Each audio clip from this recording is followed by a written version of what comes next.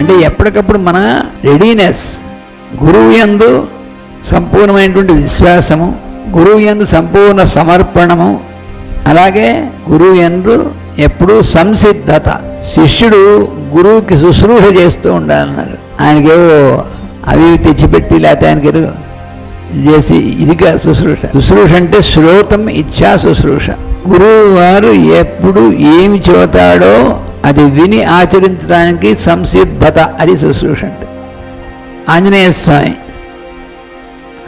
చాలామంది ఏమనుకుంటారంటే ఆయన్ని లంకకి పంపిస్తే రాముడు చెప్పిన దానికంటే ఆయన ఎక్స్ట్రా పని చేసి వచ్చాడు అనుకుంటారు. ఎక్స్ట్రాస్ ఏం చేయలేదు ఆయన. అదే చూసి రమ్మంటే కాల్చి వచ్చాడు, నీళ్ళు సామెతలన్నీ వస్తాయి, ఏమీ చేయలేదు ఆయన.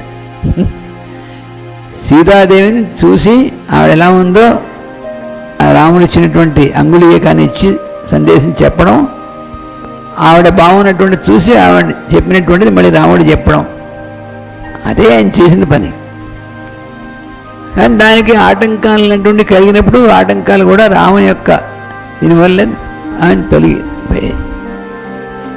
మరి అక్కడ రాక్షసులను చంపాడు కదా, ఆయనేం కావాలని వాళ్ళని చంపలే, వాళ్ళు ఆయన మీదకి వచ్చారు, ఆయన ఇది చేశారు, వాళ్ళు ఆయనతో ఇది చేశారు, చనిపోయారు అంతే. మరి ఆ లంకంతా కాల్చాడు, ఆయన ఏం కాల్చాడు, ఆయన తోకను వాళ్ళు కాల్చారు, దాంతో అది అంటుకుంది. అందుకనే రావణాసురుడు ఎవడురా నువ్వు అని అడిగితే నేను ఎవడనుకుంటున్నావు అని ఏమనలేదు, రాముడు ప్రయోగించినటువంటి బాణమనం అన్నాడు. అంతేకాని నేను నా సంగతి ఏమిటి తెలుసా నీకు ఇలాంటివి ఏమీ మాట్లాడలేదు. ఆంజనేయ స్వామి ఎక్స్ట్రా మాట్లాడు, ఎక్స్ట్రా పనులు ఏమీ చేయడు. రాముడు చెప్పిందే, రాముడు పంపించినటువంటి పని చేసుకొచ్చాడు.